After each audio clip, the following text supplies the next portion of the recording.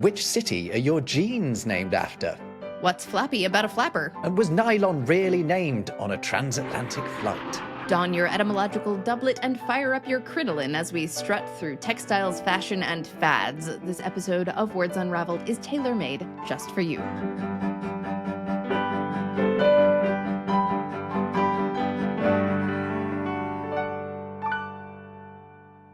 Welcome to another Words Unravelled. I'm Rob Watts from the YouTube channel Rob Words. And I'm Jess Ferris, author of the etymology books Once Upon a Word and Words from Hell. And today we are unraveling the language of fabrics and fashion, aren't we? Yes, we are doing some actual unravelling, or indeed ravelling. Oh, yes, indeed. I don't think we've ever actually observed the fact that those are contronyms. There's a like the title is a contronym. Right. Yeah, there you go. But we're going to unravel some fabrics, some clothing, and some fashion. We are not figures known for our fashion. That's not entirely true. Speak for yourself. I'm ever a la mode. This is all I wear. Merchandise and what do you call it? Shackets, is it they call them? Oh, nice. Very nice. Both available in the Words Unravelled shop. Where do we start with all this, Jess? I feel like we should start with the fundamentals, the things we wrap around our fundaments, as the case may be. You're taking us straight into underwear, are you, Jess? I mean, okay, if we're going to start with garments, we should start with the basics and then build outward from there. It's only logical. What's the first item of clothing you put on in the morning? Is that a personal question? I don't think. I don't think so. I think that's I would. So I actually have like a thing about this. I think that the worst thing you can do is put on your socks first. Yeah. There's nothing more tragic than a man in nothing but a pair of socks. Yeah, you go for it. You go for the basic undies, and then and we have different words for these things, by the way. Undies. Do you call them undies? So I don't like the word panties. That's another word aversion that I'm not into. Yeah. So a lot of people would call them that, but apparently that was a British term first. So whatever. And knickers was an American term first. So that's a fun one. Knickers, is that an offshoot of knickerbocker? It sure is, which are named after Washington Irving's character, Dietrich Knickerbocker, who wore in illustrations these Dutch-style pants that were bloomish around the knee, and they were compared to women's bloomers in their shape, and then bloomers became called knickers, and then as they got smaller, the name stuck. And knickerbocker is sort of deliberately preposterous sounding, Dutch sounding name. We've talked before about how New York had a large population of Dutch folks, and that Irving in particular was kind of the voice of bringing these caricatures to life in his satirical and fictional works. But we are getting at one of the big transatlantic rifts here, which is the meaning of the word pants, essentially, aren't we?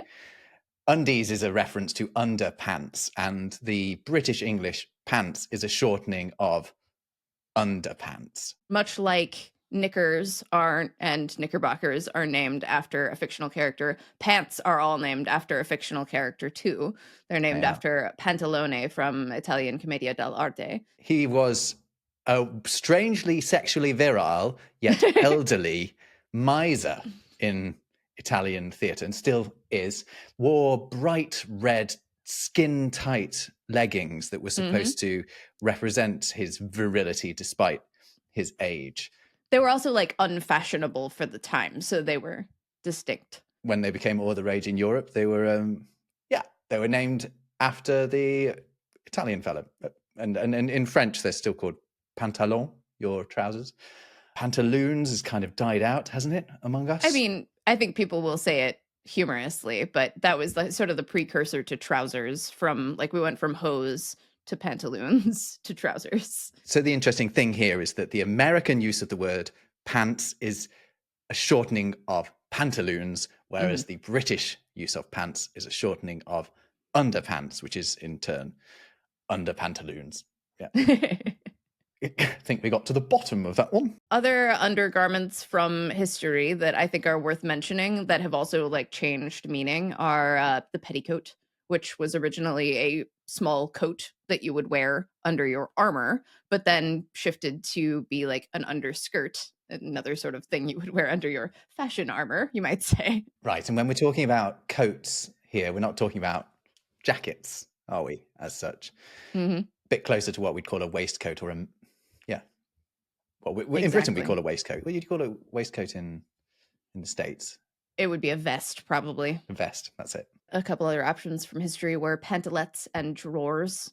Pantalettes just being a precursor to panties. But drawers were so called because you draw them on first, which I guess kind of you draw anything on, so seems a little vague. You've also got smalls and briefs, all of which are slightly euphemistic, but I think we've also gone into the other euphemisms for your underwear before. I mean, you mentioned fundamentals, but unmentionables and variants on that term have been used not only to describe your private parts, but also the cloth that cups them. Yes, well. Indeed. Speaking of which, I mentioned bloomers, which they were like you would wear a shorter skirt and then sort of like voluminous pants underneath them. They are not named because they are in sort of a blooming shape. They were named after Amelia Bloomer, who was a women's suffragist and rights activist who advocated for this new outfit very strongly. And everybody thought they looked stupid. So they were heavily mocked in the culture of the time. They only lasted from like 1851 to 1855 because just like no one liked them. There's something slightly incongruous about you say suffragette or suffragist and ending up being known just for underwear. For pants. Right. I posted on Blue Sky the other day some illustrations from 1855, political cartoons of like women in pantaloons, like doing masculine things like smoking in bars and proposing to men and being bad at being police officers. So they were definitely like sexisted out of existence. Right. Yeah.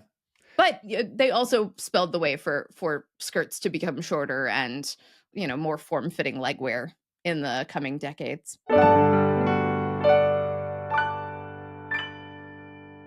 Should we move to the outer part of the leg?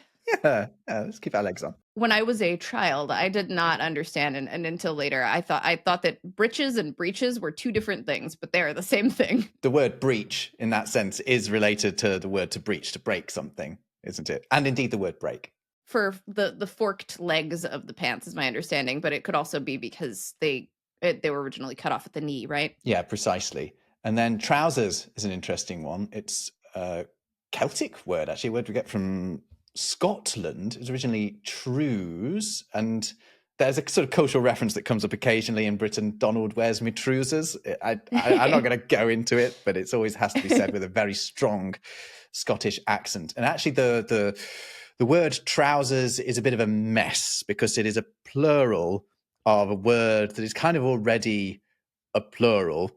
And also the spelling, because this could be spelled just Trews. I think the Irish word was Truis, but the Trews for trews was influenced by the French word trousse, which people will know from their French lessons as meaning your pencil case, but it could also mean something else, like a type of trouser, actually, what we'd call it, a trouser, but not trousers. And the spelling of trousse, which is Trousse, ends up influencing how we spell the word trousers. Help connect the dots for me. Why is that already plural? So this is the problem with all trousers, right? And all these sort of breeches and such, is they're a pair of a single. And that's where the confusion comes in about whether something is already a plural or not. So trews are already a pair. And then and then we make them trousers. That makes sense. Someone mentioned in a previous episode, there was a comment that was like, I called something a trouser because in fashion contexts, like if you are shopping for a pair of ladies' trousers, it'll sometimes be called like the pleated trouser, and like they will call like a single unit of that a trouser, or the style can be called a trouser style. It can also be singular, but also it sounds odd out of that context. And I don't think that the person who commented that would have been shopping for a trouser in that way. And it is a thing with legwear, isn't it? We have a pair of jeans as well. We have a pair of pants. Yeah, we have a pair of shorts as well. Shorts is an interesting one, if I can briefly take a side step to that, because short is etymologically matched with shirt and skirt. They all come from old Germanic words that mean short. Skirt is from Old Norse. The sk sound usually comes from Old Norse. So the Vikings brought it over. And that sits alongside shirt, which comes from Old English. A lot of the sk words from Old Norse have a sh, spelled SC originally, which I think is kind of interesting. Jeans, of course, has an interesting origin as well. Tell me. Okay. I didn't bring this one. I know denim, but I don't know jeans. Yeah, well, I mean, there's kind of a similar thing going on here. Jeans are named after the Italian city of Genoa. Just like denim. We'll get into that in a sec, but an old name in England for Genoa. It's weird that we call it Genoa, even though in Italian it's Genova, isn't it? I think. Mm-hmm. But we used to call it something even more different. We used to call it jean, spelled Geane. And yeah, products from there became known as jeans. And ages ago, I think of jeans as quite a modern sort of thing. No, denim is old. yeah. But no, from the 1500s, people are talking about these jeans, which I thought was absolutely fascinating. Mm-hmm. The first ones that we might call jeans today were sailor trousers, right? Because they would make them like larger in the leg so they could be kicked off if you went overboard. That's interesting. The first Is that reference... right? I hope I'm saying that. Well, I think it makes sense because the first reference I could find, this is in the OED, it's from 1577, and it is an inventory. So it was basically as a listing. Usually this will be a listing of something that's arrived on a boat or something like that. And it says 2 yards of white jeans. That makes me think of sailors. Before we move on from the notion that like pants are plural, it's funny that the only type of legwear that isn't plural is the one that actually was in 2 pieces, and that's like traditional hose, which was like you'd pull an individual leg up. But hose, are you going to say hoses? Whereas like it's Germanic, so hosen, would be plural, but hose, generally speaking, you'd still say a pair of pantyhose over here too for like tights. Yeah, and in Germany you would say Lederhosen, you wouldn't say Lederhose. So you're using the plural there as well. And that hose is the same as the hose that you water your plants with, etymologically speaking. It means a tube. Yeah. Leg tube. And a fireman's hose. So a fireman is both wearing and using a hose. Mm-hmm. Oh, we should, we touched on it, but tell us about denim. It is from the French city. It means denim. Yeah, it was originally a type of serge, and it was called serge denim. And my wife is from very near to Nîmes, so we sometimes land. They have a very, very cute little airport in Nîmes. It's lovely. You get off the plane and you're surrounded by lavender. It's usually in the summer, it's scorching hot. But the last time I was passing through there, the security guards, as we were making our way through, just getting all of our stuff out, taking our belts off and such, as you had to do, it took great pride in telling everyone that their jeans were named after his hometown. He was so excited. I love that. Yeah, he was absolutely thrilled. Yeah. We should have had him as a guest. It's true. And the word denim does appear in Webster's dictionary, his American dictionary in 1864, because it's in America that the name of it changes to mean the fabric that it now means. So that the name stays the same, but the fabric changes. And he describes it as a coarse cotton drilling used for overalls, etc. So not a serge. Very much workwear before high fashion, right? And there's another workwear material that's got an interesting place name origin that I'll mention here.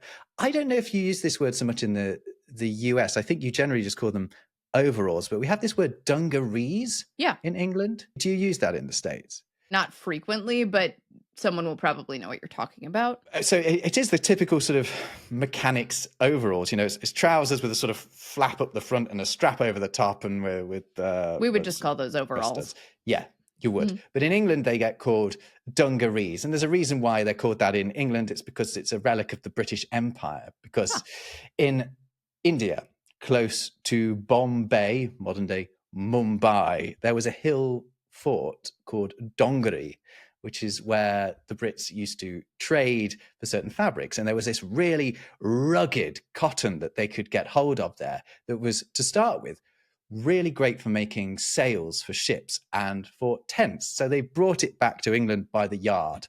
And then they later, as we sort of industrialized, realized it was pretty good for work clothes as well. And so that word dongari turned into dungarees. A lot of our fabrics are named after the locations they came from because fabric has been extensively an international trade item throughout history. So like muslin is from the Italian name of the city of Mosul, which is in Iraq, what is now Iraq. Damask is from the name of Damascus in Syria. Kashmir is from the Himalayan region of Kashmir. And then... yeah, let's not try and say which country that's in at the moment. It's a bit difficult, isn't it? I was going to say, speaking of India, but... Right. So a lot of these... A Toul is named after a town in central France where it was first manufactured. Tartan is, interestingly, a silk from Tyre in Lebanon, which is... Oh, really? It's been on all kinds of like crusade adventures. And then Argyle is named after the clan in Argyll, Scotland. There's another interesting Scottish material, which is tweed. Oh, yes. Mm-hmm. Yeah, the story behind that's quite a funny one, because it shouldn't be called tweed.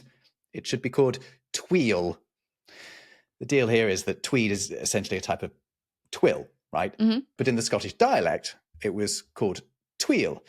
The English struggled with that for some reason and probably conflated it with the name of the river that's sort of on the border between England and Scotland, and recorded the name of the fabric as tweed instead of tweel. That's so interesting. I had no idea. And we're stuck with it now. Right. A couple others from different places. Gauze is named after Gaza. No way, really? Probably. So it was originally a word for a type of silk, and then it was applied to ballerinas, tutus, and then into other contexts and a number of other things that's in like Europe and English speaking countries. But it is probably Arabic in origin and may have been named after Gaza. So let me put a big maybe on that one because it's not certain. But same with silk is fabric from the Syrinx or Ceres, which was a name given to people in parts of northern China who traded silks to the Greeks. And then satin is named after a place in China known in Arabic as zaytun. Velvet is from the Latin villus, which means shaggy hair. It actually is the same origin as velour as well, ultimately. Wow, no kidding. We started off talking about clothing. We've already gone on to fabrics. We went into the materials. But we'll get back to clothing in a bit. But can I talk about a material that I thought was named after a place, and a lot of people think is named after two places, in fact, but it turns out it's not. That is nylon. That sounds very like post-industrial to me. Oh, yeah, absolutely. It's invented in the 1930s.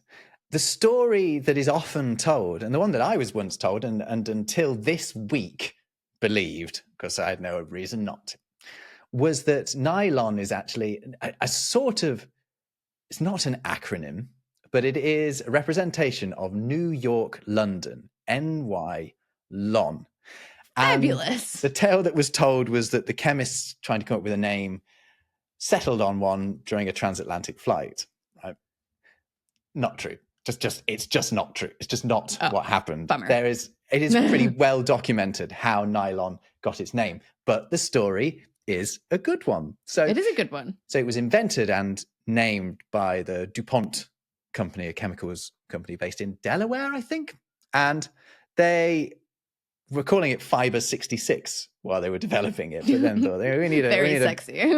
We need a better name for it than that. And they garnered hundreds of suggestions from staff and from scientists about what they should call their new synthetic fiber. They wanted a generic name for it. They weren't particularly looking for a mark or a copyright name for it. They just wanted to, what are we going to call this thing? And one of the suggestions was by the guy who did eventually put forward the name that was taken up, was to call it Duparoo, Duparooh.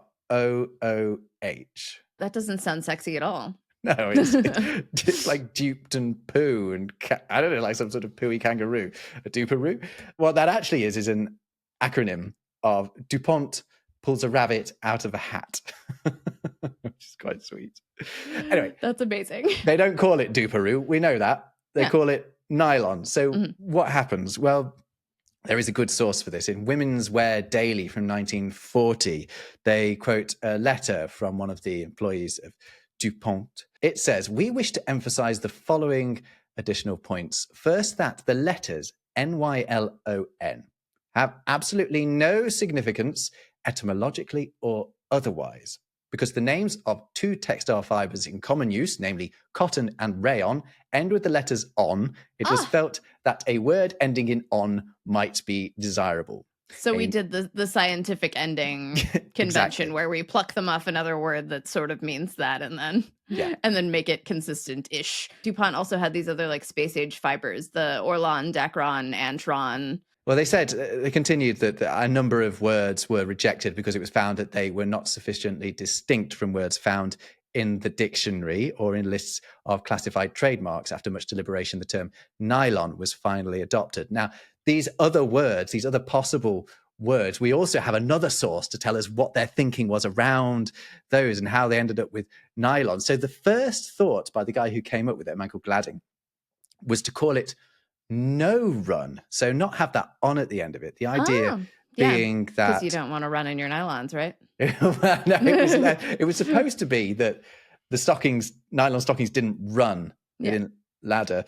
But turned out they did. Wait, you call it laddering? That makes more sense. I like that better. Yeah, because they look like ladders. Yeah, right. I've put my finger through so many pairs of what they would call nylons. Oh, there you go. So this Scientific and Corporate Strategy publication from 1988 tells the story that Gladding then turned it around from no run to neuron, but thought that sounded like a nerve tonic, which yes, it does. It sounds like neuron. So he changed the R to an L, making it nylon. This apparently was very similar to an existing mark, and Gladding realized that many advertisements would refer to new nylon, a redundant sounding phrase. It is true. Next, he changed the U to an I and got nylon, spelled Nilon, which unfortunately they say had three pronunciations, nylon, nylon, and nylon, as we now pronounce it. So the latter one was chosen, and Fiber 66 was called nylon, spelled Nylon. There you go. There's the story of nylon. Wow, well, that's involved and convoluted as is product development as a whhole. So not named after New York or London. It was very nearly named after Delaware because one of the suggestions was to call it Delaware, Wear, but no, we ended up with nylon.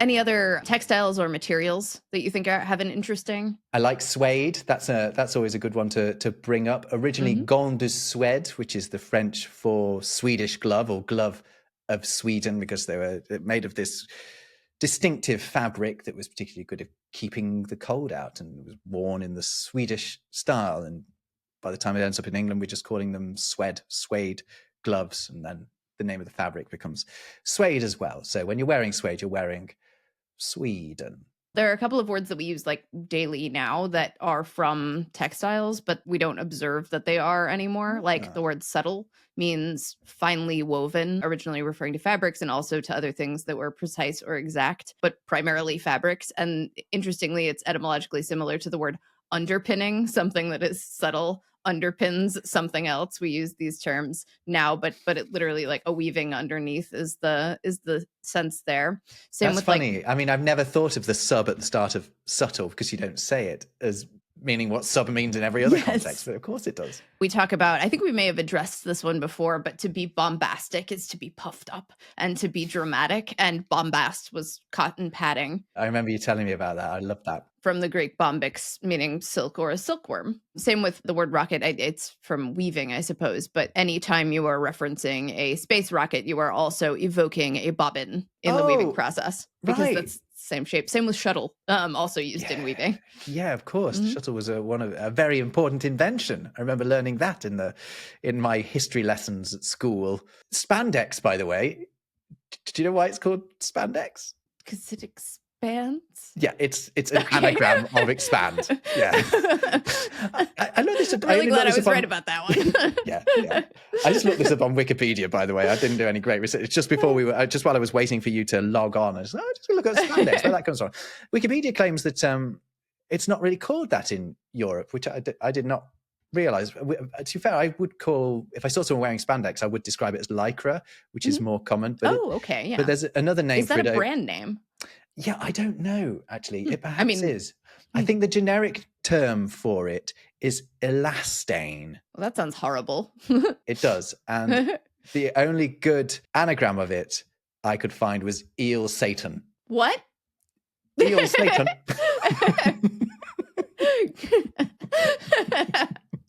Amazing. Tea lanes as well. I did double check. It looks like Lycra and Spandex are both proprietary names. Spandex has been genericized, but Lycra is still registered by DuPont. No way, really? Yeah.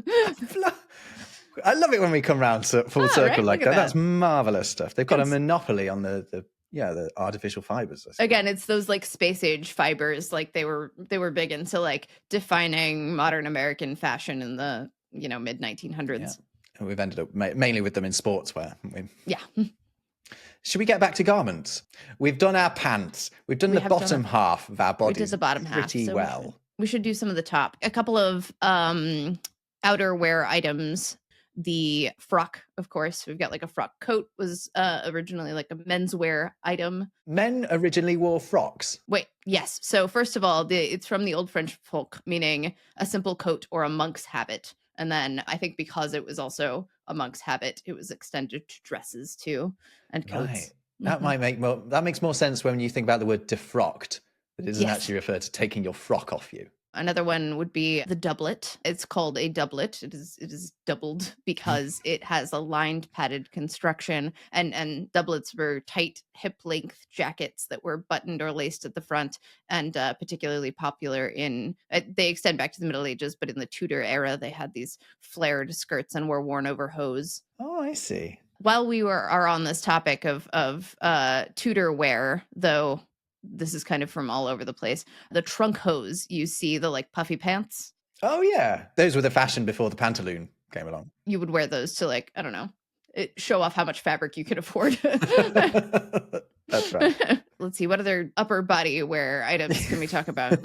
Well, we could talk about the cardigan. Yeah, let's do that. It's interesting in that it's named after a person, it's named after the 7th Earl of Cardigan, who led the famous charge of the Light Brigade of 1854 in Crimea during the Crimean War. It would seem that his guys were pioneering the wearing of this style of warm clothing in very cold conditions in Ukraine. Incidentally, the word balaclava also comes from Ukraine around the same time, but that's for warming your head and your face. But Cardigan himself is named after Ceredigion, which is a place in Wales. So we could have included that when we were talking about things that are named after places. So that's one garment named after a British military man. Another one is the Wellington boot, which is named after Arthur Wellesley, the Duke of Wellington. And you call wellies like the rain boots, right? Yeah, that's right. Yeah, they're sort of clunky, rubbery ones. And they weren't made of rubber when the Duke of Wellington was wearing them. No, probably not in the 18th, 19th century. Other things that you can wear on your upper body would include, we're jumping around in time like crazy here, so we might have to come back so that we're time traveling. I like it. It's frantic. It's frantic. Yeah, right? The ruff is what I was thinking of, is that like starched pleated collar you sometimes see Elizabethan men wearing, named because it has ruffles. Essentially, like that's the extent of it. But also like the ruff of an animal's fur is sometimes a word for like the fur around its neck. Right. Okay. So we've talked again. This suffix of the ul comes up. That's that like frequentative suffix. It's got lots of ruffs, so it's ruffly. That's how bustle works too. It's a thing that like extensively busts out your behind. Wonderful. And then while we're talking about neckwear, can we talk about the cravat, which is, I think I might have told this story already, but it bears repeating. It comes from the French cravate, which is to this day just their word for a necktie, but in turn comes from their word for a Croatian, because it was a kind of neckwear that was worn ceremonially by Croatian servicemen. Another word that used to be a word for a necktie or neck adornment? Tawdry. Tawdry. Now, I've got a vague memory of you mentioning tawdry before, because Oh, it's entirely possible. is it not some sort of like, it's some weird mashing together of words, or what's going on with the word tawdry? Tawdry lace is St. Audrey's lace, which was used for neckties and ribbons sold around the celebration of St. Audrey. It became a tawdry, became a word for a silk necktie for women, and it came to represent like rustic or cheap finery because it was probably worn by like country girls and was like bought by tourists at such festivals and things like that. Oh, that's a shame. So actually embedded in the word tawdry is a real sort of snobbery. Oh yeah, for sure. And there's a lot of that going on here.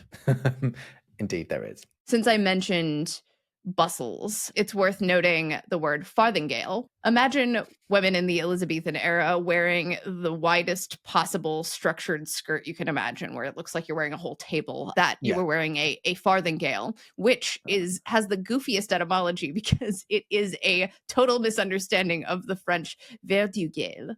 Ah, we're in folk etymology territory, are we? Exactly. Farthingale has nothing, none of those words, farthing and gale, have nothing to do with this. It's originally from the Spanish verdugo, which meant rod, stick, or sapling, and comes from words for green, essentially. And it sticks, basically, under your skirt. Another one like that would be the crinoline. It's from the French crin and lin, horsehair and linen, which is what they were made of. And they were also extremely deadly because they were very flammable. And reports from the era in which they were worn, which is around the 1840s, say that an estimated 3,000 women burned alive while wearing these flammable crinoline skirts. There can't be a deadlier garment than that. Surely not. Unless it was intended to be.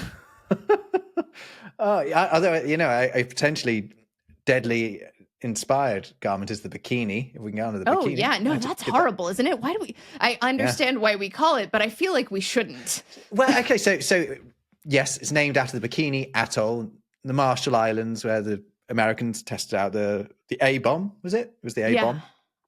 What's your understanding of why the garment is named after that? I'm not sure. I would assume it's basically just that it was because it was known to American media and soldiers and sailors that the word became associated with like pretty islands. Oh gosh! So people were aware. They couldn't think of any other. I don't know the extent to which they were. No, it's perfectly reasonable, Jess. The fact is, no one seems to be particularly sure why the bikini is named after the Bikini Atoll.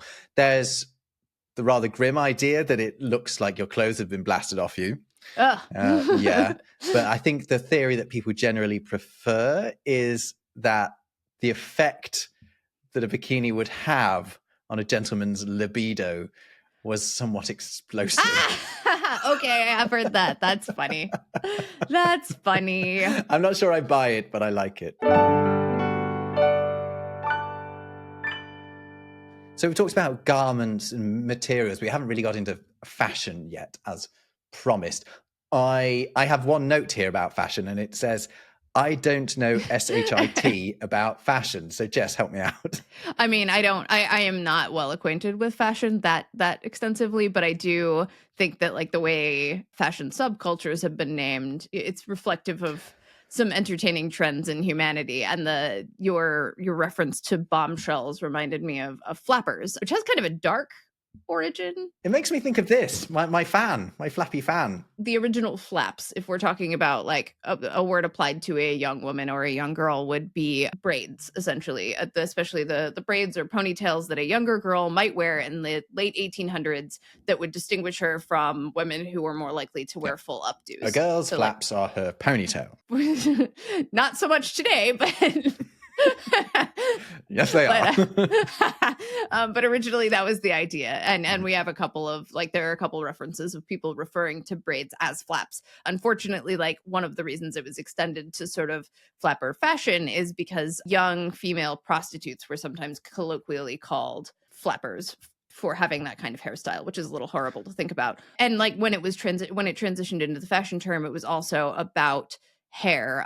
Starting in 1895, a slim-figured adult who was a dancer or an athlete was more likely to wear girlish style braids and ponytails, and a flapper length skirt would be a skirt that's short, like one that a younger girl would wear. And then it was politicized as working women, including the sort of women who worked in, as a dancer or an athlete, spoke up about voting rights. Like Punch magazine in the 1920s, even as late as that, identified a flapper as a woman in her 20s who wants to vote. Okay. So it's to undermine them, basically. Yeah, in a way. I mean, it was also perfectly reclaimed by the women you would see wearing like bobbed hairstyles and like shorter, straight length dresses that are straight structured dresses that are a little shorter around the knee. Eugenics textbooks would say that they're like the worst kind of people, but also accurately described them as wearing makeup, having bobbed hair, and like low necked, short sleeved dresses. I see. So those are the flappers. Can you tell us about any more fashion movements? Well, so on the other side of things, and actually much older, is the dandy, right? Right. Yeah. So why are they called dandies? Two theories. One is it's short for the term jack-a-dandy, which really doesn't help us. But the other one could be dandy was a diminutive nickname, like a child's nickname for Andrew. So it might once again be sort of a like, oh, you little man. Interestingly enough, in the 1800s, women who dressed in a style that corresponded to male dandies was called a dandizette. Oh, it sounds like a flower, doesn't it? You're right. Like some sort of hybrid. The dandy style began in the Regency era, particularly with figure Beau Brummel, who touted this like perfectly tailored frock coat, a white cravat, polished boots, and a well-brushed cane. His credo was, "Don't talk about your clothes, let your clothes do the talking." Right, famously well-dressed figure. Mm-hmm. Interestingly, this is cool because this will air shortly after the Met Gala had like black dandyism as its theme, which is very cool. Slave owners in the 1700s would sometimes like opulently dress up the people that they owned to show off their own wealth, which ultimately was reclaimed in like the later dandy movement. It's interesting. Of course, dandy became an insult of sorts as well. I mean, not surrounding the slave movement, but earlier in England. In the same way as like macaroni and dude, for example, which are connected. Have we talked about this one before? No, but that's something we absolutely do need to do. Yeah, absolutely. But macaroni style was a similarly like effeminate, opulent, not even similarly. It's even older than what we've been talking about. We're like 1770s-ish England, and you would wear these towering wigs and like tight, bright colors and things like that. Macaroni style, named after the fact that at the time macaroni was a fancy dish that you might get from the continent. So your young men would go to the continent and learn all about fashion and bring back macaroni to eat. Why would one stick a feather in one's cap and call it macaroni? Because Yankee Doodle was a dandy, right? There we go. We got our dandies and our macaronis. And Yankee Doodle is the source of the word dude.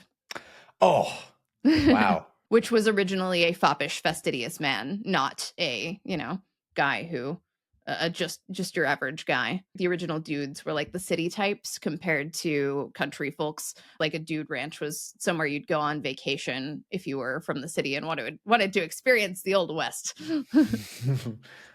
That's superb. You pulled 3 terms out of the same little ditty there. I love that. A couple other fashion movements from history with fun names. The incroyables and the merveilleuses, which were fashionable aristocratic men and women. Incroyables were men and merveilleuses were women. Marvelouses and the incredibles. Exactly. And this was after we've got like our earliest stage of fashion, like the high fashion all comes down from Louis XIV, of course. He was, he made it into an industry in France, which is why France is still the height of fashion, right? But after the terror, after revolutionary France, there was sort of a counter movement where young aristocrats would still dress up very fancy. The incroyables and the merveilleuses had a couple of distinct fashion items like big cravats and tight breeches. And for women, they would wear extensive sheer white and pastel muslin. Well, on that marvelous and incredible revelation about historical French fashion, Jess, are we all more or less all wrapped up like a cardigan? We have many yards left to cover. We went kind of all over the place in terms of timing and in terms of Clothing everywhere. here. Which, I mean, I feel like that's delightfully chaotic. So hopefully we can return to this topic in a different way and with different terms. Maybe we can address cottagecore and normcore and cyberpunk next time we want to talk about aesthetics. Sounds wonderful. I'll be there for it. We'll hope you'll be there for it too. We'll catch you in the very next Words Unravelled. See you next time.